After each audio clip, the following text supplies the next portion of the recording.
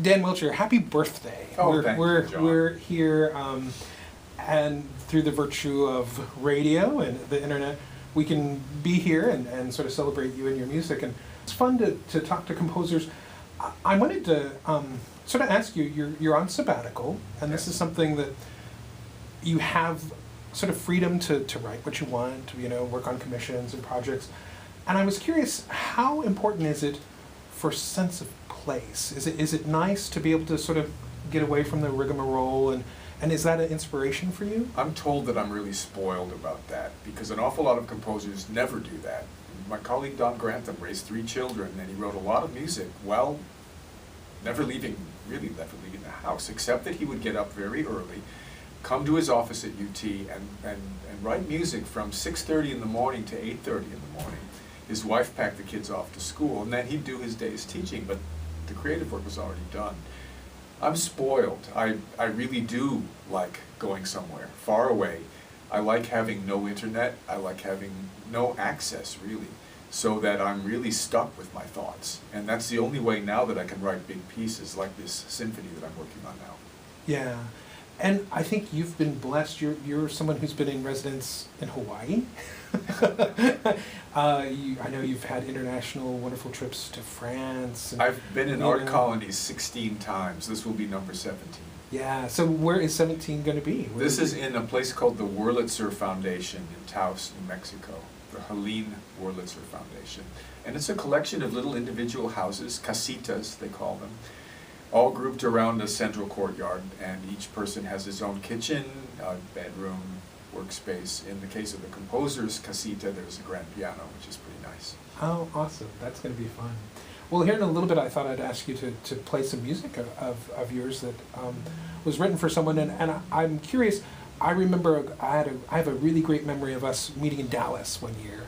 They were going to play this really sparkly, as it were, overture. But I know it was written for the Boston Pops. Right, Spumante. Yeah, and so I'm curious, when you write, obviously your commission, you have a sort of a task or sort of description or request. And sometimes I know it might be tailor-made, like the piece we're going to hear. How important is it to know when you start writing who it's going to be performed? It's everything to me. I can't start otherwise. And if I'm writing something in the blind, I invent the person that I'm writing it for. I almost never do write in the blind, though. There's always a commission or at least a setup performer for that, so that I have some kind of a trajectory for my thoughts. Most composers, when they start out, just sit in a small room, write a measure, and then just keep going until they feel like the piece is done.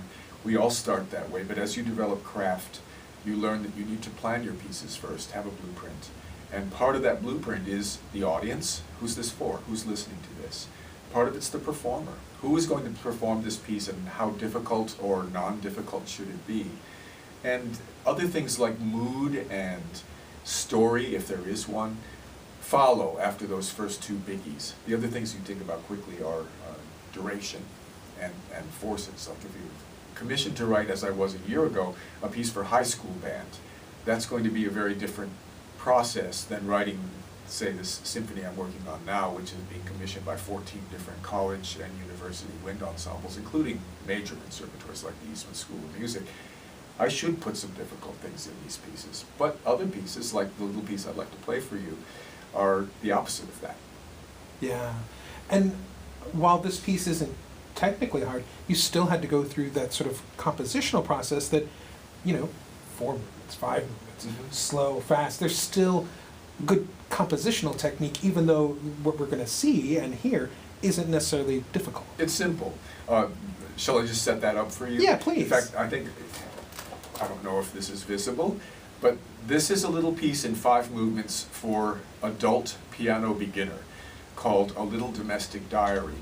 And it's a celebration of the first year I spent with my partner, Linda Howard. This was now, good grief, 12 years ago. But she was taking piano lessons for the first time since she was 11 years old. And it was a way for her to get to know me, she said. God help her, but that's what she wanted it for. And so I said, let me write some little pieces you can play on recitals. And my goal for myself was each of these movements had to be written at a single sitting. Nothing that I was going to agonize over or overplan, just sit down, write, until this movement's finished and put it away. So there are 5 of them. And this first one I'd like to play for you is Zoe's Tale. Zoe was Linda's dog, a very energetic dog, shall we say. So the tempo marking is happily wagging, and of course Zoe's Tale is a pun. And it's maybe 1.5 minutes long. Shall I play it? Please.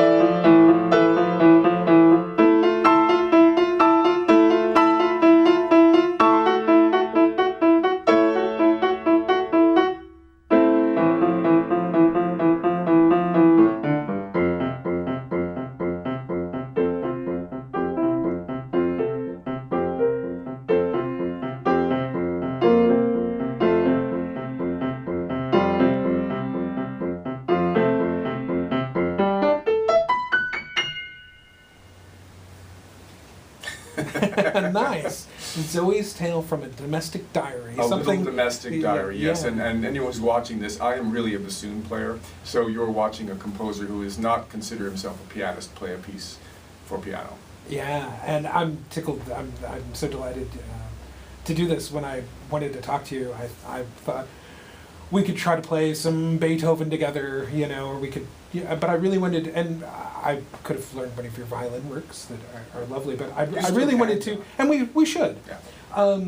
But I really wanted to have you at the keyboard here and sort of be able to talk to you about this. And because so many composers, especially American composers, if I may say this, are obsessed with apocalyptic visions in all their pieces, there is no room for humor, there is no room for playfulness or lightheartedness. And so I thought if I was going to have a little shot this time, I would do something that did both those things, playfulness, lightheartedness. Yeah. The end of the world is going to happen whether we want it to or not. There's no reason for us to add to the pile of music about the end of the world. Yeah, that happens, and who knows? But we have a short time here. Why Right. why not enjoy it? Right. I know this symphony is going to be for wind ensembles. Wind Yes, ensembles? right. Is that right? It's a 30-minute piece in 3 movements, and the subtitle is 3 Places in the East, which is, for those who follow wind ensemble music, it's going to be a counterpart to my 4 Places in the West, which is a piece that's in the repertoire already that lots of people play. That piece, those pieces, are all based on national parks in the American West. Zion, Yellowstone, Arches, and Glacier. And so my East Coast friends were saying, when are you going to write something for us? And I decided, okay, if I can get them on board, I will do that. So the 3 movements that I'm working on now are Everglades, Great Smoky Mountains, and Acadia, going from the south to the north on the east coast of the U.S. Oh, that's very fun. That'll be nice. Yeah, so we start in the swamps and we end in the high desert ocean with windswept Maine. Yeah, and when are we looking for the premieres or something? It's a year project. I'm not really sure yet. I know the University of Georgia has first premiere rights because they are doing the consortium head up. But UT is a partner in the consortium, so it will be played in Austin, Eastman School of Music. I probably shouldn't reveal them all because this is still in the planning stages, but yes, a number of Well, places. folks will be able to find out at danwelcher.com. Yes, and correct. all that sort of be able to Correct. find your music pieces like this. Is this one that's seen some action with folks? Has the This word gotten piece out? I have never published. This No. little piece, Oh, really? Yeah. No, it was a present, and eventually I'm hoping to put together a whole book of simple piano pieces because I have a lot of them. I've written character portraits of some of my friends, little 2-page pieces, some longer ones for the friends who are actually pianists. Like there's one for Joe Boatwright, who founded Voices of Change, I called the piece The Piano Boat, and it's a barcarolle. It's 12 pages long. That's a big one. That is a big one. But there are a number of standalone short pieces that I've not published, and my thought was to organize them in terms of difficulty. Like this one is clearly for hand position. The left hand stays within a fifth and moves in blocks the way Bartok did for his children's pieces. Even though this is written for an adult, the difficulties of playing the piano are still the same. Yeah. Would you play another Sure. for us? Do you mind? Sure. The next one is a contrast, and I'm going to ask, this is a test for you, John. At the end of this, I want you to tell me if this reminds you of another composer, or if it does, maybe even a piece by that composer. Oh, okay. I will keep I have not heard it. I have to admit, this is brand new to me, as it Okay. is to you, and so I will do my best. This is the second movement of this little suite, and it's called After Work, and this one is labeled Contented.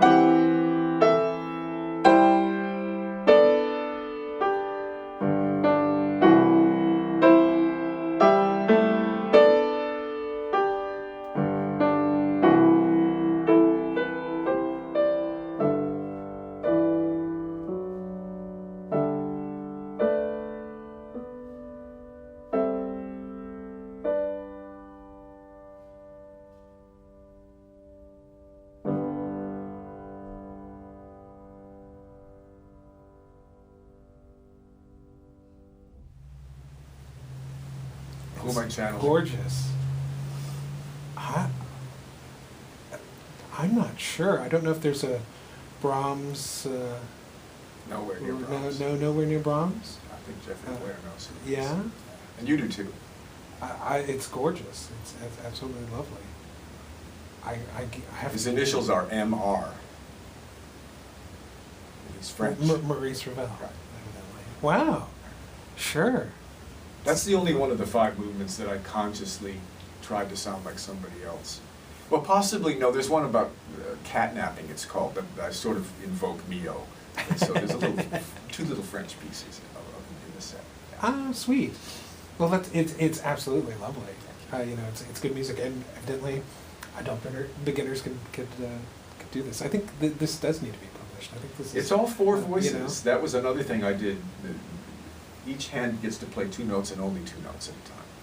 And so the more restrictions, as Stravinsky said, the more restrictions you put on yourself, the more creative you become. Because if you just have an open book, a blank slate, a tabula rasa, there's too much freedom. So if you limit yourself, it helps you kind of get your materials together and make it work. That's what I tell my students anyway. Oh, that's very good. And that's something, is it important to sort of stay connected with this next generation? And I mean, I've heard wonderful concerts with the New Music Ensemble of some brilliant pieces that you always bring in great guest composers and play hard and beautiful music. But the last one I was at in November had a student who's the assistant director that had a major piece, and I thought it was equal to Anna Klein's music that I heard that evening, and here he is, a graduate student. Is that important to sort of be a performer and teacher? I mean, because you conduct, you compose, you teach.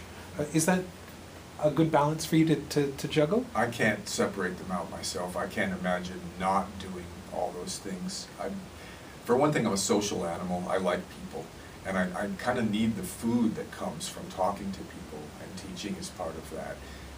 Not so much standing in front of a classroom and lecturing, but the give and take of a private lesson. or for me especially, rehearsals, where I'm dealing with performers as well as composers, and talking about the fine points of playing and interpreting a piece that no one's ever seen before. It's all important, and it all infects my music. I don't think I could have created the kinds of pieces I have if I weren't exposed to so many different kinds of pieces through my role as a conductor and a teacher. I know you travel a lot, that I'll hear that you've heard an opera in LA, or that you've seen a concert in New York. But I'm sure you get submissions from folks, and I'm sure that someone might say, oh, you should look at this score. But I'm curious, how do you program those sort of things and come across, because I'm constantly searching for new sounds, and I get lots of stuff from record companies and from publishers and publicists. But I was curious, how do you come across these new things? Because you have amazing guest artists and pieces. Sometimes I'm like, wow, I never knew this existed. Well, when I started, it was hard work because I had to go digging. Now, I've been doing this for so long. People send things to me. Publishers do. I get a little package every year from Boozy, a little package from Schirmer, a little package from Presser, not to mention the things that composers send me directly, and I'm getting them all ready for people who want to be played next year.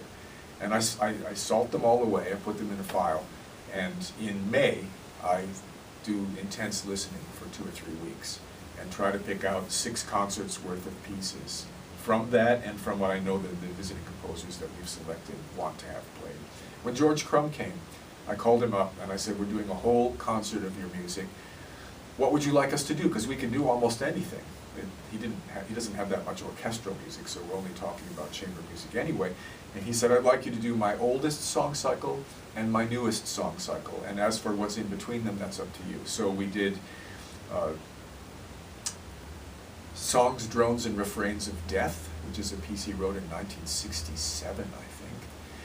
And we ended up with one of his Appalachian songbooks, and we hired his daughter, Anne Crumb, to come and sing them, because it's written for a Broadway singer, and she'd done them before and recorded them.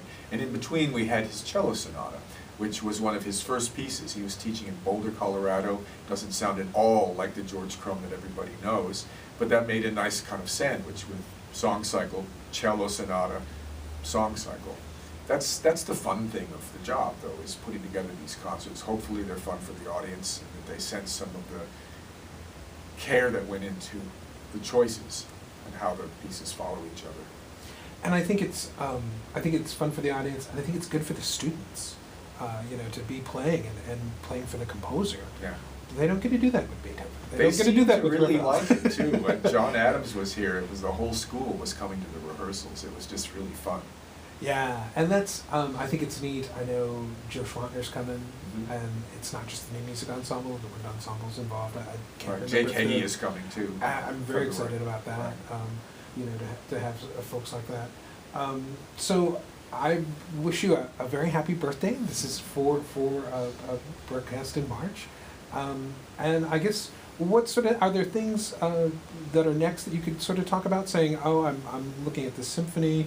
Are there moments in between where you're like, oh, maybe I should do a character piece for... I do have 2 other small pieces I'm working on right now. One is a piece for Yale for trumpet and carillon, and the other is for my colleague Stephen Page, a sonata for saxophone and piano. Oh, awesome. Those are going to occupy me for the rest of this year. Down the road, somebody asked me in Houston last weekend, I was there for a performance of a piece of mine, what was the piece I most wanted to write but had never written? And I looked at the audience and I said, I'm ready for my grand opera. Which is true, I really am. I've written 3 chamber operas, I've written an oratorio that lasts a full hour. I know how to handle long spaces of time with music. But an opera is not something that you would tackle without a commission. That's something people learn the hard way. So if anyone happens to be watching this and knows my music, I'm ready for my close-up. Yeah, the JFK piece is brilliant, and the chamber operas I adore. So I'd love to hear that. That's a great wish. So, well, happy birthday, and thanks for doing this. Thank you, John.